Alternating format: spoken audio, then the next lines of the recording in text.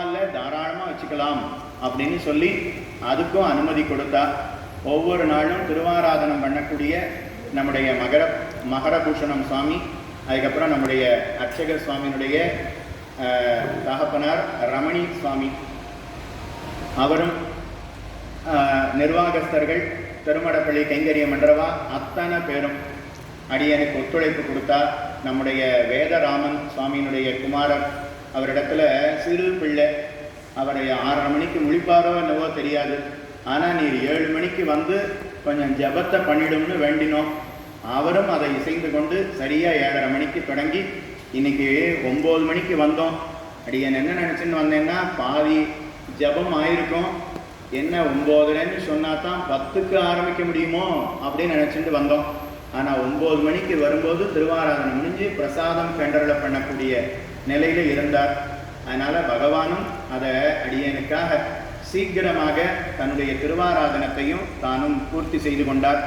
இதுக்கு உதவி புரிந்திருக்கக்கூடிய அனைவருக்கும் அடியனுடைய கிருதஜதையை தெரிவித்து கொண்டு, வந்திருக்கக்கூடியவர்கள், வராமல் வீட்டில் இருக்கக்கூடியவர்கள், அதாவது கேட்கணும்னு ஆசை தான், ஆனால் நடக்க முடியாது, உட்கார முடியாது, நிற்க முடியாது அப்படிங்கிற காரணத்தினால, ஆனால் கேட்கணுங்கிற ஆசை மட்டும் அவர்கள் இருந்தாலும் அவர்களும் கண்ணனுடைய அனுகிரகத்தை பெற வேணுமாய் எம்பெருமானுடைய திருவடி தாமரைகளிலே பிரார்த்தித்து கொண்டு, உங்கள் அனைவருடைய கிரகத்திலேயும் மேலே மேலே கல்யாணங்கள் உண்டாக வேணும், நிறைய வாழ்வில் முன்னேற்றங்கள் உண்டாக வேணும், எல்லாத்துக்கும் மேலே ஞானம் வளரணும், பக்தி வளரணும், வைராக்கியம் வளரணும், இந்த சரீரத்தினுடைய முடிவிலேயே முக்திங்கிறது கிட்ட வேணுமாய் பிரார்த்தித்து கொண்டு அடியோமோடும் நின்னோடும் பிரிவினி இருக்க வேண்டும் என்று சொல்லி இத்தோடு அமைகிறேன்.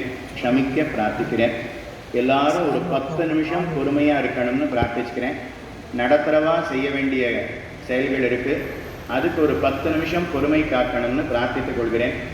அதுக்கப்புறம் ஒரு 15-20 நிமிஷம் பஜனை அப்படிங்கிறது நடைபெறும். மணி இப்போ 12:15, 12:50 எல்லாமே பூர்த்தி ஆகிடும்.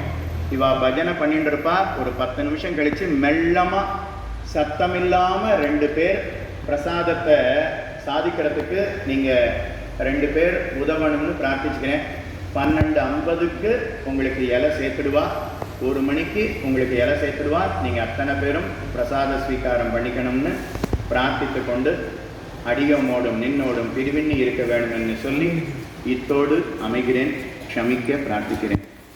மங்களம் கோசலேந்திராய மகனீய குணாப்தயே சக்கரவர்த்தி தனுஜாய சார்வபௌமாய மங்களம்.